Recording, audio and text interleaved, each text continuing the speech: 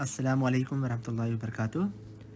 Uh, the topic for today's presentation is challenges and solution to economic developments of Muslim countries. This is our fifth bi-weekly Mind presentation.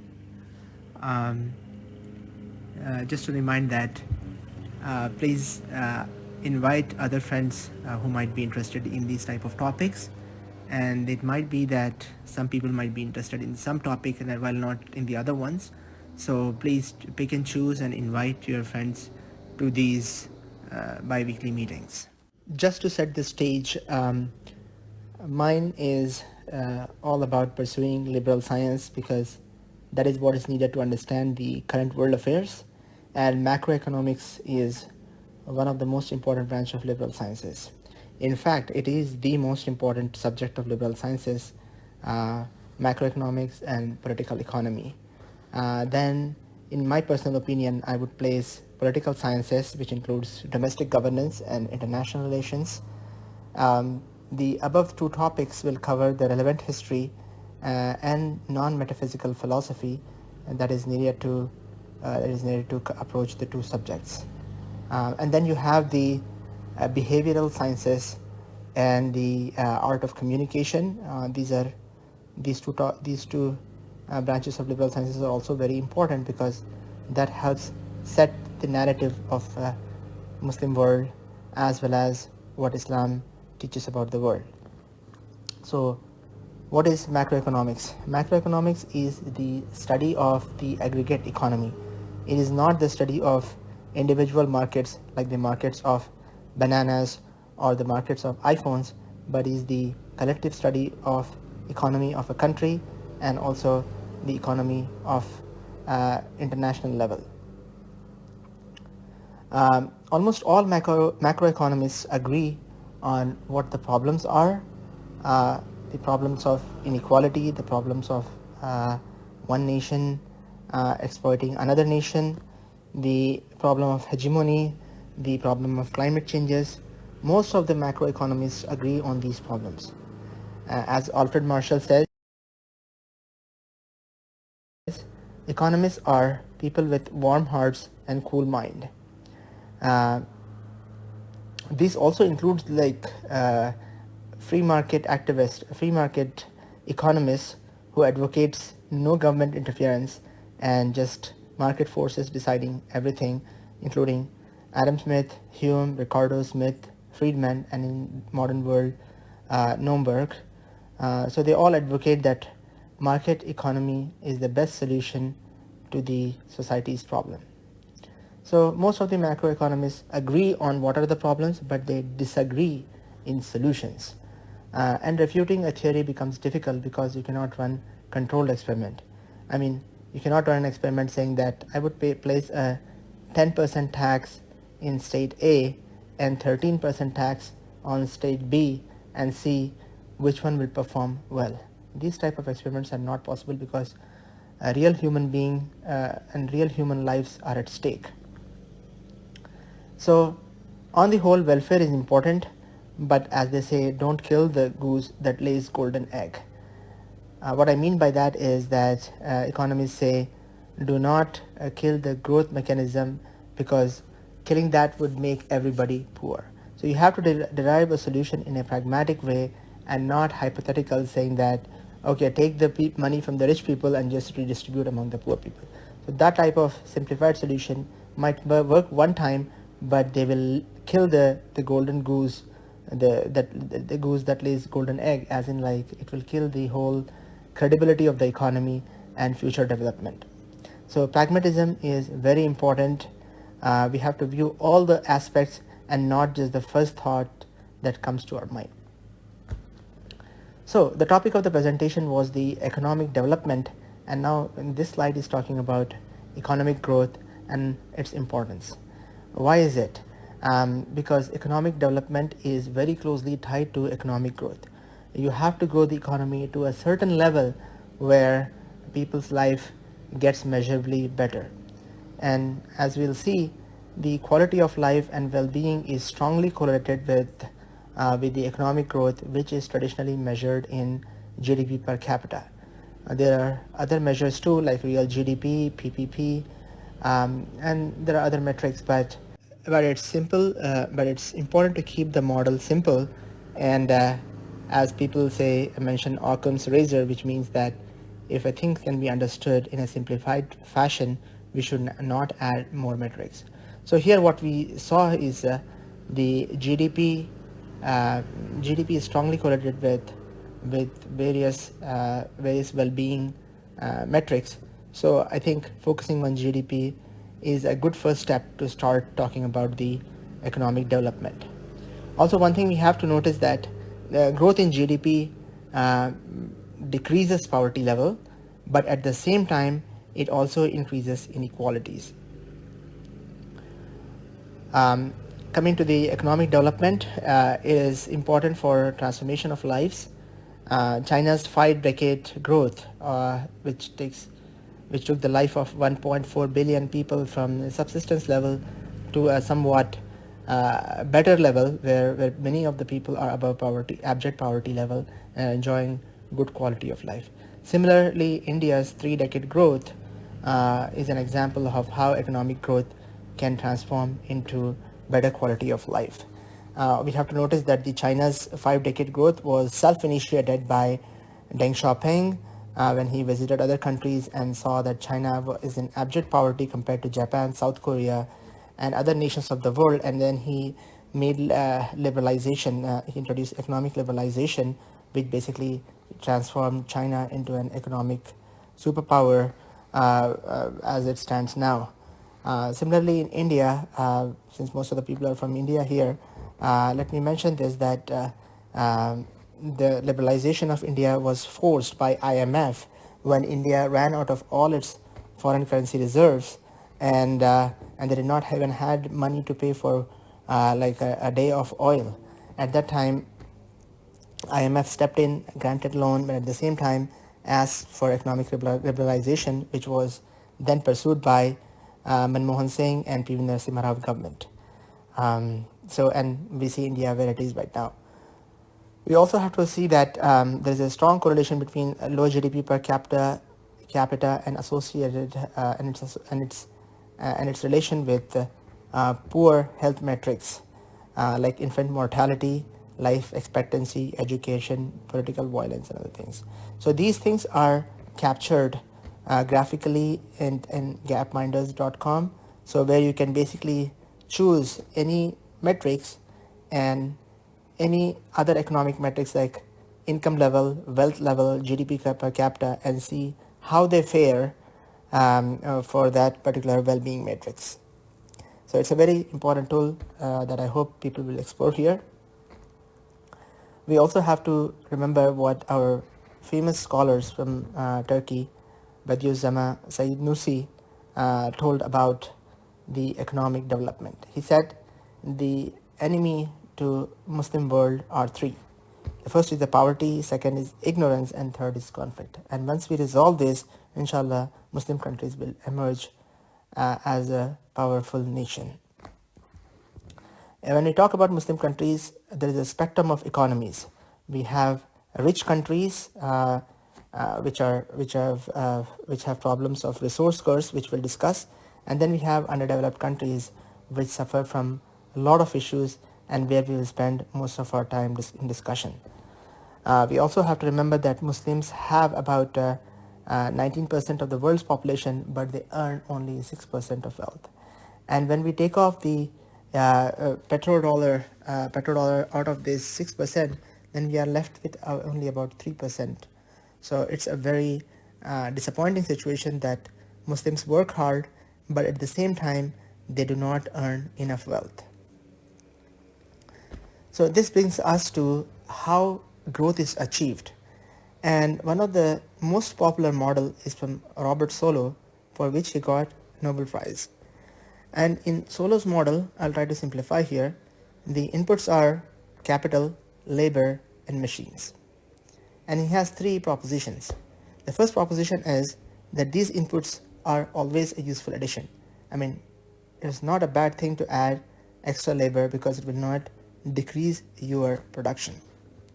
And then his second principal assumption is diminishing returns, which means that if we add an extra parameter and keep the other parameters constant, then output will not increase proportionally. For example, one farmer using one tractor on 1 acre of land will produce 10 tons of rice. So if we increase tractor by one, then let's say we have one farmer, 2 tractors and 1 acre, then we will not produce 20 tons, but we'll only produce 15 tons.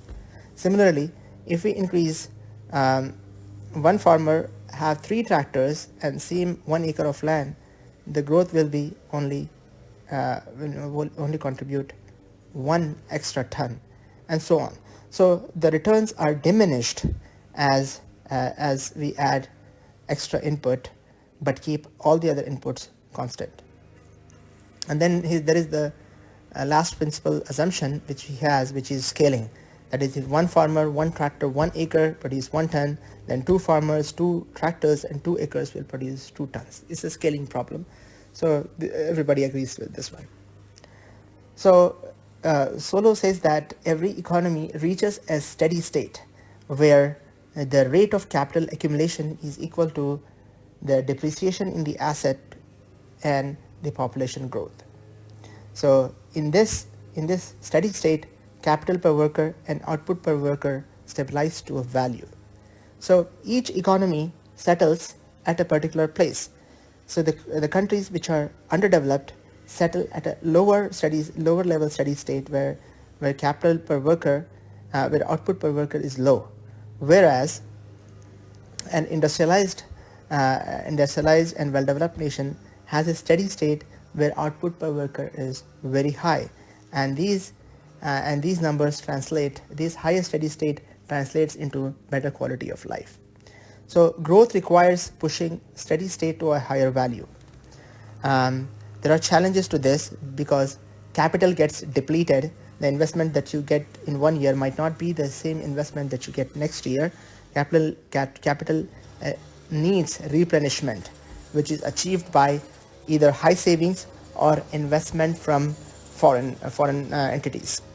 The second thing is the improvement in productivity, which we call production function, and this is achieved by education, having better education level and better technologies. And the third one is the optimal population growth, because like we said, the quality of life is associated with GDP per capita, not with GDP alone. So we need to have a proper optimal denominator and not just a very high population, neither a very high population nor a very low population. So both these things are hamper a country's development. So let's talk about capital replenishment. The capital replenishment is achieved by savings, people of a country saving it and investing that one. And the second thing is bringing the foreign investments. When we talk about foreign investment and capital replenishment, we have to understand that international arena is anarchic in nature. Almost every country has resource shortages, and nobody is going to give a loan to other country without strings attached. Nobody will say that, okay, on a humanitarian grounds, I will keep supporting one country until they come to a certain level. That doesn't usually happens. And the worst are the democracies, because in a democracy, people hold government accountable. So in that paradigm, it's very hard for government to say, I will invest in other countries and give foreign aid to the other country, even though my countrymen, even though my citizens are suffering, I will still work for the development or provide aid to the development of the other country. So that is an impossible task in democracy, compared to, let's say, a dictatorship or a monarchy where the one person makes all the decision. But even then, they don't make it the decision, because every ruler wants to keep their subject happy first before doing anything else for the others. And since utopia is not possible and every country has a resource constraint, it is hard to imagine that one country would invest in other country without any strings attached.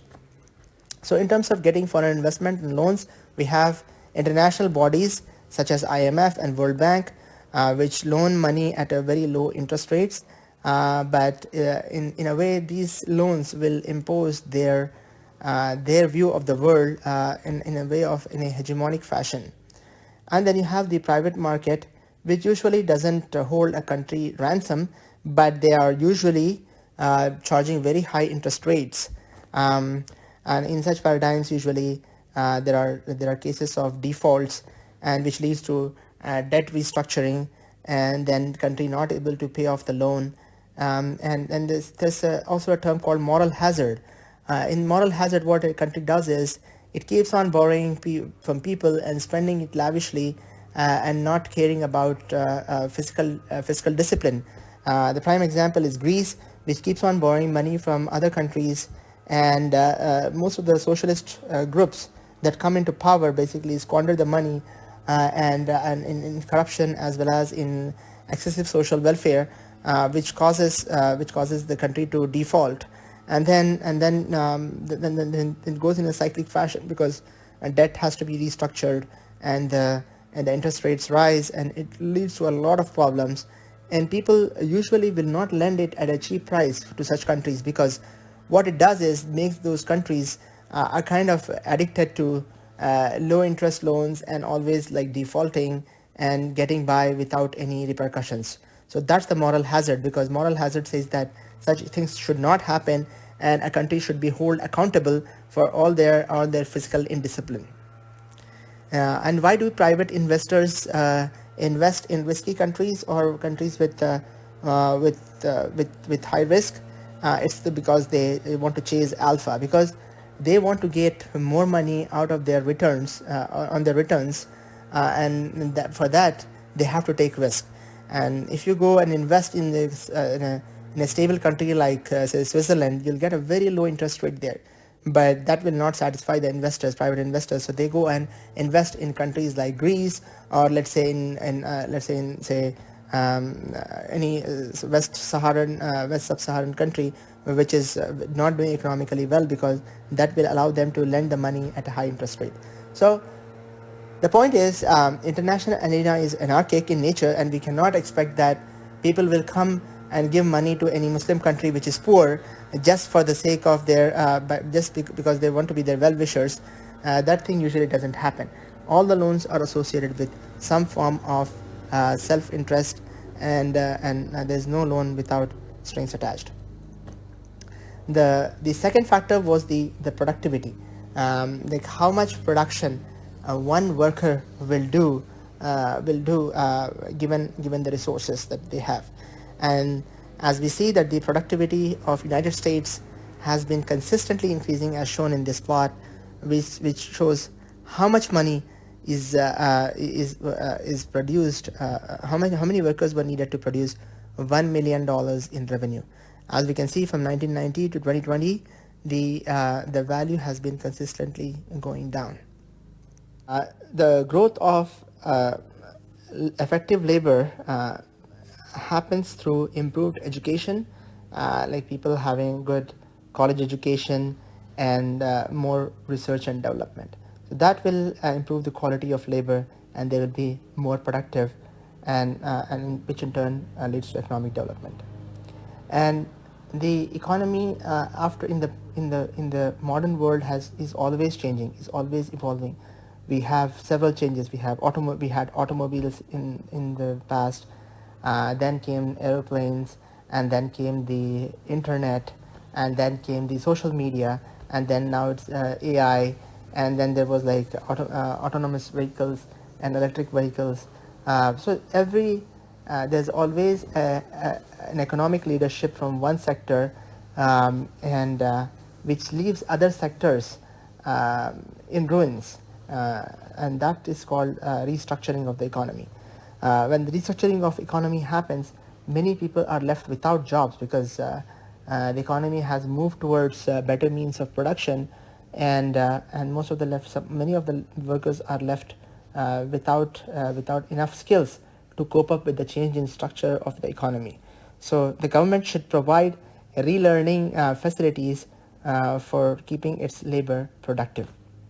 And then relearning also leads to economic inequalities, because some people will learn skills and move to a higher economic states, whereas many people cannot cope up with this learning and they fall behind. This has happened in the United States, where the middle class is shrinking because, especially because of the IT developments, many of the skilled laborers moved into upper classes, and those who could not keep up with the changes basically fell through cracks and came into the lower strata, and that left the middle class thinly populated middle class, which is called a shrinking middle class problem in the United States. So, production function has the second aspect, which is the technology, and it's very hard to get to higher steady state just by increasing inputs. It's just increasing the amount of capital, just increasing the amount of labor will not take you to higher steady state and economic development. You need better technology, because as we saw from Solow's second principle, that there are diminishing returns with increased outputs. So technology is the engine of economic growth. That was coined by the Nobel Prize winner Paul Romers. Without technology, the natural tendency is to settle at a fixed state. So if you want to move the steady state to a higher level, you need to adopt new technologies and you need to develop new technologies.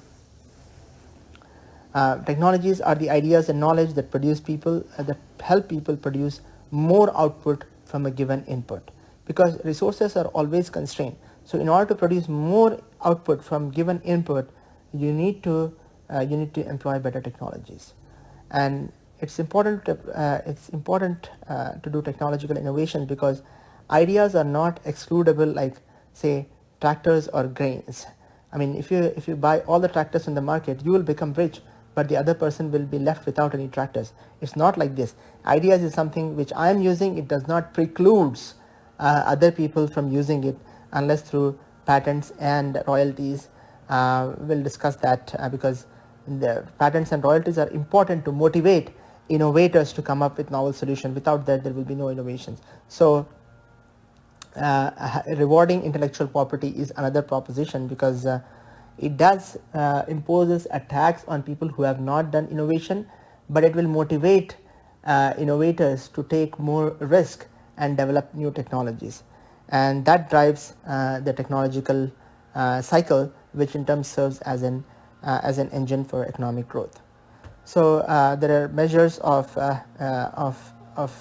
gauging what is the impact of technology on the economic development, something called total factor productivity and Solow's residual.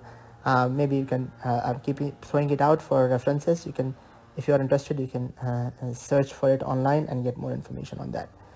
So having set the framework for economic development, let's see what are the growth barriers. There are 4 major growth barriers, as mentioned in different color codes in this slide. So the first problem is the closed economies. If an economy is under sanction or has chosen to close itself and not allow any foreign investments and knowledge exchange, then that country will not grow, because this is a globalized world in which ideas are exchanged.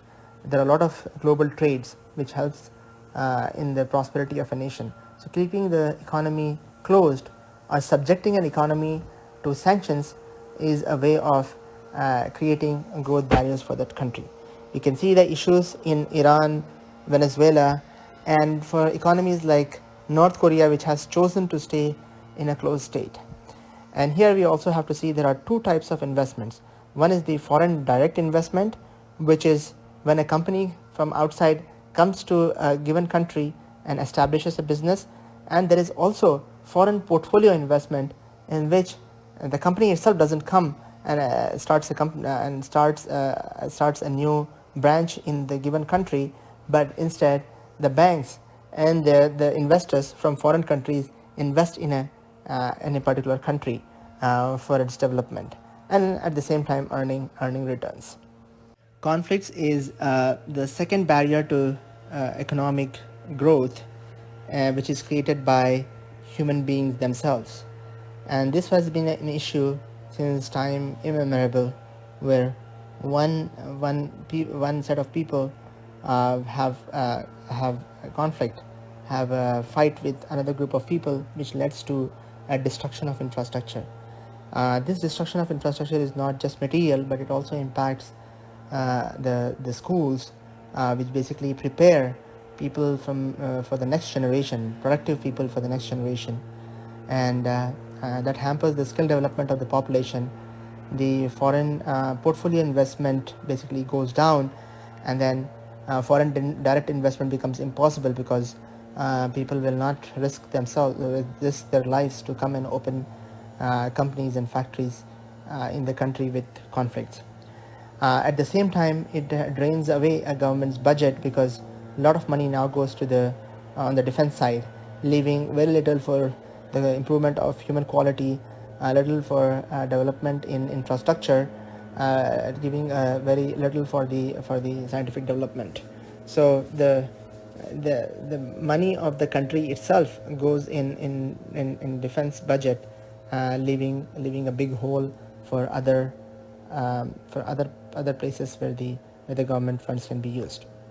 Studies have shown that even after a war has ended, after a conflict has ended, after 10 years from that time, the GDP of the country remains 28% lower than what it would have been without the conflict, and that's almost like imposing 30% tariff on a country which was going through conflicts.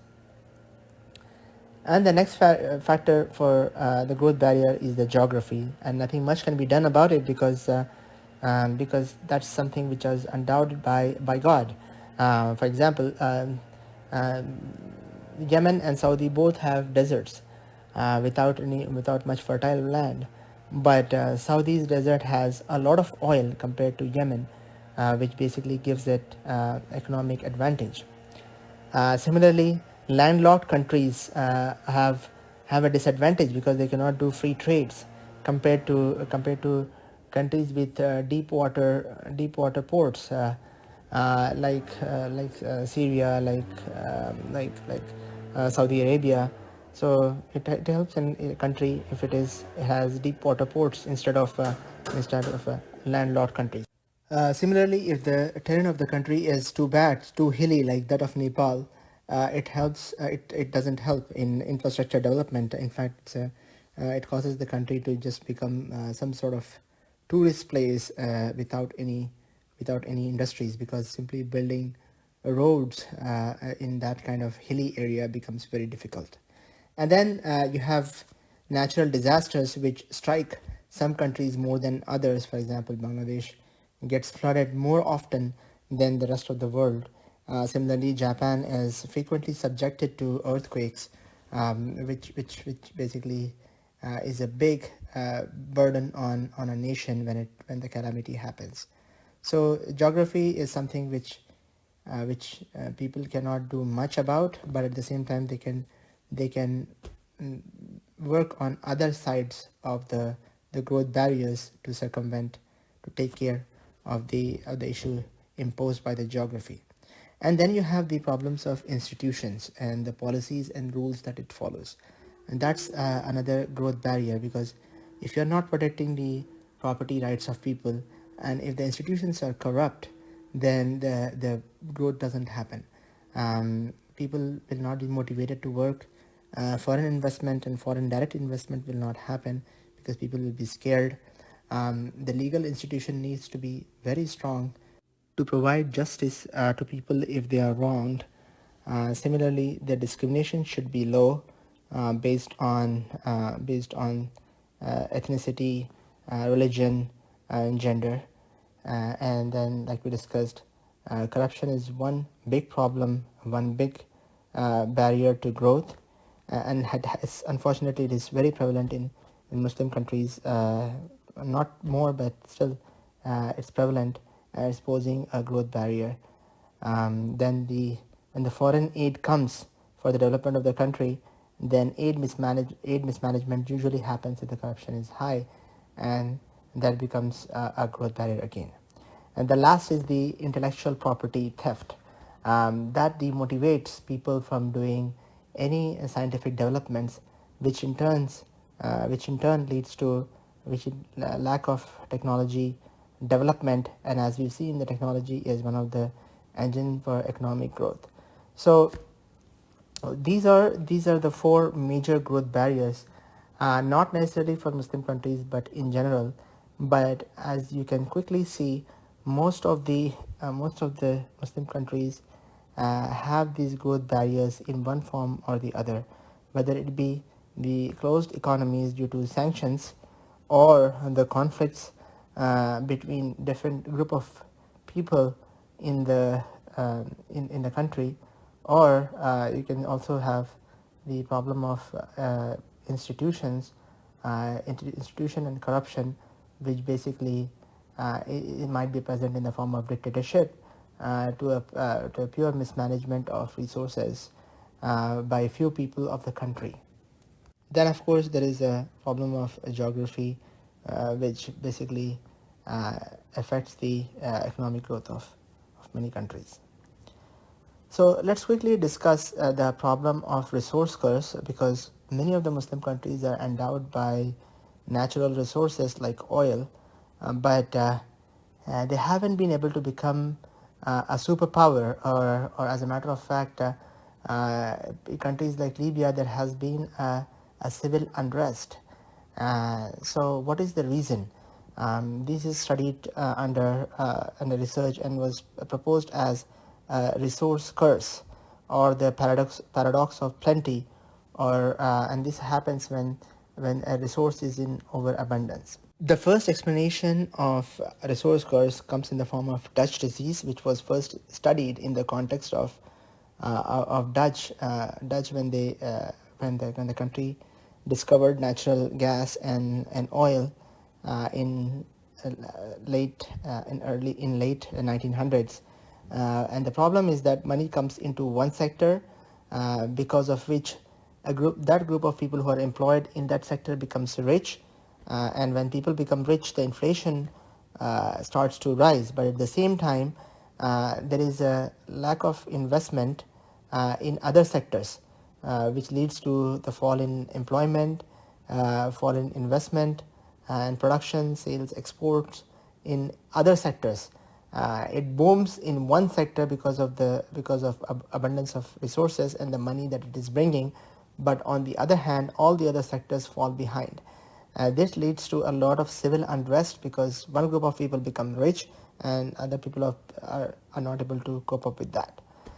And then there is the problem of, even if we circumvent Dutch disease, then there is a problem of a rent-seeking mentality, which we have seen in many of the Arab countries like Saudi Arabia, UAE, Qatar, where basically the population is small, resources are in abundance, people are given whatever they want for as a safety net, and basically they don't have to do a lot of work or struggle, and that gives rise to rent-seeking mentality. People don't become productive; they enjoy the resources that they have without trying to gain more power or becoming more productive in this world.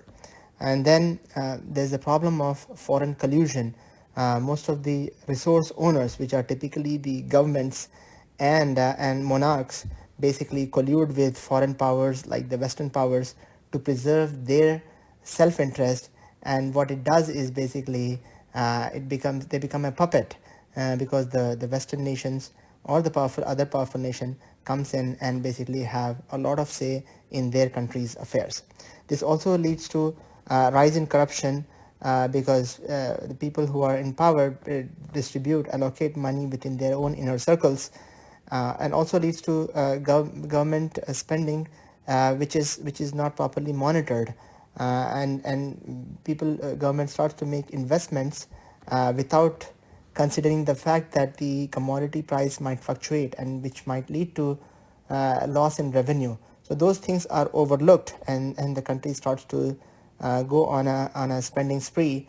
But when the commodity price fluctuates and goes down, the country lands up in trouble. Now, this slide shows an overview of Muslim nations, and they're sorted by their GDP per capita. As we can see, Qatar has a very high GDP per capita of 80,000 to $90,000, followed by UAE, Kuwait, Saudi, and Oman. And these are the top countries which have very high GDP per capita. But then you have very poor countries like Sudan, Yemen, Syria, and Afghanistan earning less than $1,000 of GDP per capita.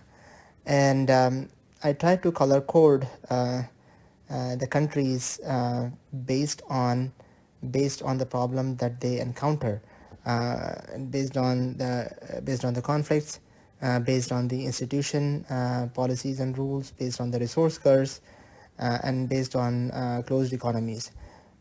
Some of the countries are left without any color in white font because I haven't studied those countries much, and I don't have any opinions on that. That's why I left those countries in the same white font. Lastly, I will end this presentation with again the same thing that I began the presentation with, which is the motivation for learning. It is very important to learn about these things, especially macroeconomics and political sciences, because that will improve the perspective of a person to gauge the problem of the world. Without the knowledge of liberal science, I would say a person's perspective is like the first picture, where the person is thinking that if I climb to the top and that's it, I will be in an ideal state. But little is known that after reaching that state, there's a whole set of problems. There's a whole set of things that has to be overcome, that have to be studied in order to receive and reach the green flag that I'm showing here. So this can only be gauged with proper knowledge of liberal sciences. Without liberal sciences, we are like the frogs in a pond, thinking that if we climb this short peak, then the Muslim community will be the leader of the world. But little do they understand that there are a huge number of problems that come after, that has to be studied, and then that which comes into view after you reach the first peak. And secondly, we should be like a good navigation system. In a navigation system, if you miss a road, the navigation system doesn't come and blame you that you are a bad driver. It also doesn't blame the street sign or the city that they did not make the road properly, which caused you to miss the intersection or miss the turn. Instead, it goes on and search what's the next route to take, and it calculates it and gives you an option. Okay, you have to go there and make a U-turn, or take a right and then take a circle and come back. So it always designs a new plan for you. It doesn't keep on blaming you or the system for missing an intersection. Rather, it comes up with new solutions on how to reach the target. Lastly, we have to prioritize. Whenever I talk to people about learning more on liberal sciences and contributing, I always see that, oh brother, I'm very busy.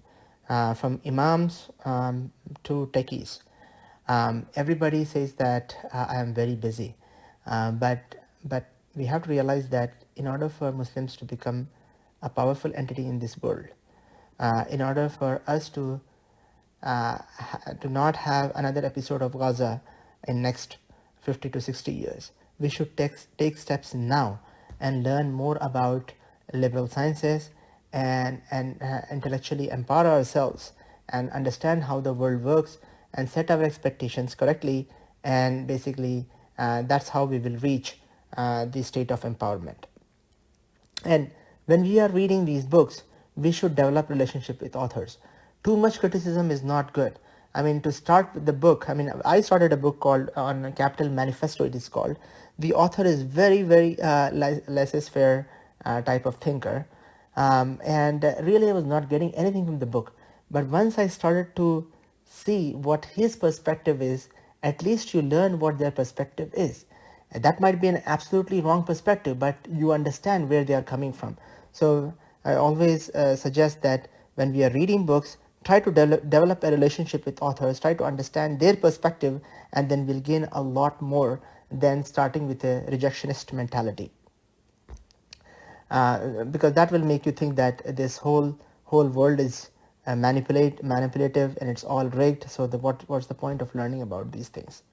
And because if we don't learn these things, we will not fit into modern academic paradigm.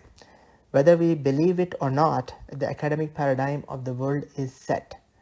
We cannot change it, at least not in near-term future. So we have to first get into the academic paradigm and then talk about changes. And even if we have even at this stage we don't even have empirical data and theories and observations to basically talk about what kind of macroeconomic policies a government should follow. So the first thing is to learn basics and think about it and see how the world is working, and then we can come up with a lot more ideas to make the world a better place. With this, I'll end the presentation and we'll have some discussion. Thank you very much. Thank you everybody, and Jazakallahu khair. Assalamu alaikum.